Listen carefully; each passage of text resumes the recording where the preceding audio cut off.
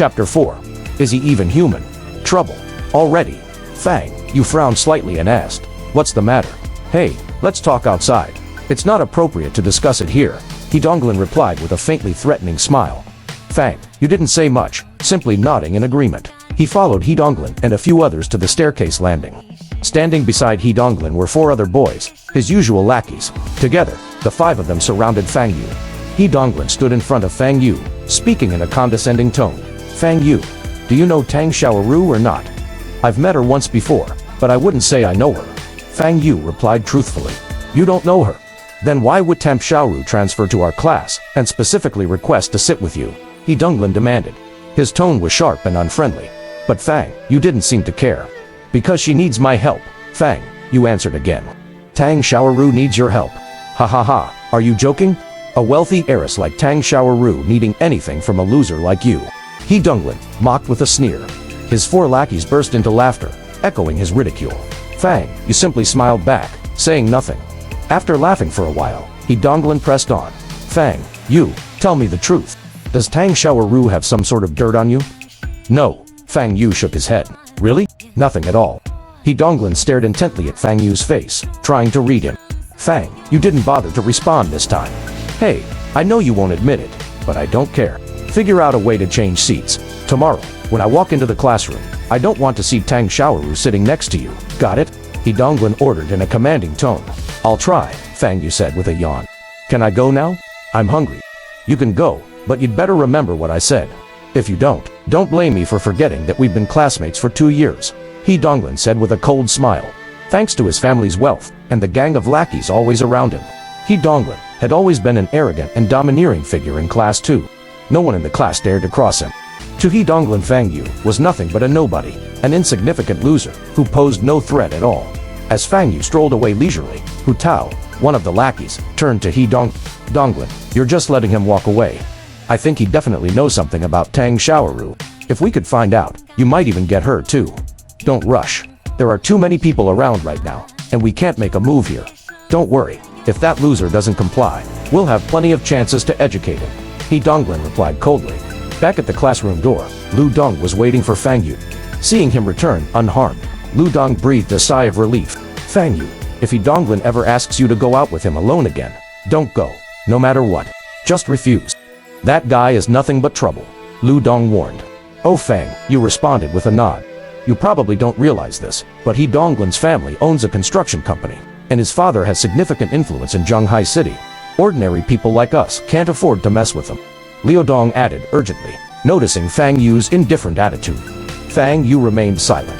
During the afternoon break, Fang Yu went to the teacher's office and requested a seat change from their homeroom teacher, Wang Hai. Wang Hai exploded in anger. "Fang Yu, do you think this school belongs to your family? You can't just switch seats whenever you feel like it.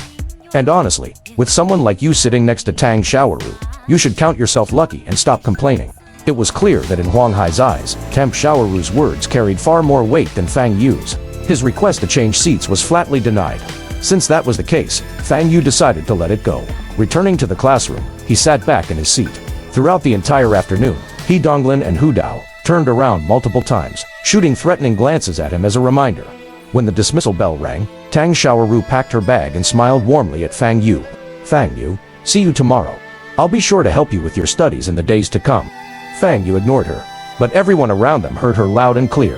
Before leaving the classroom, He Donglin walked up to Fang Yu and sneered. "Fang Yu, don't forget what I told you this morning. If you do." Fang Yu couldn't be bothered to listen. Without waiting for him to finish, he turned and walked away. Watching Fang Yu's retreating figure, He Donglin's eyes gleamed with malice.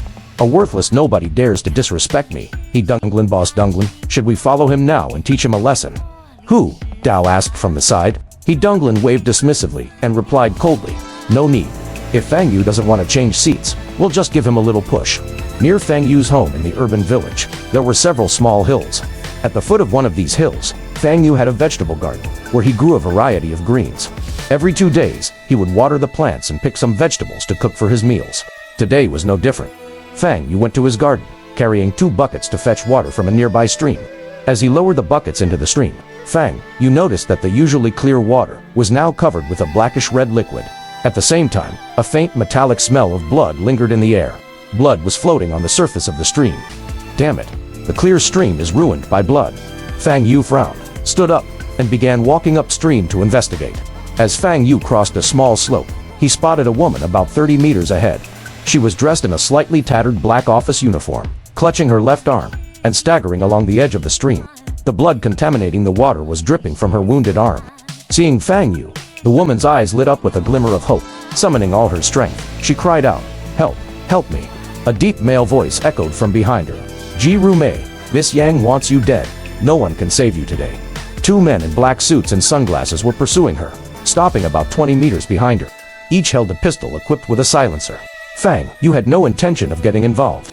He turned to leave, but the two men noticed him. "Who are you?" one of them demanded, raising his gun and pointing it at Fang Yu. What kind of day was this? Trouble just kept finding him. "I'm just a passerby," Fang Yu replied with a helpless sigh. "Don't worry, I didn't see or hear anything."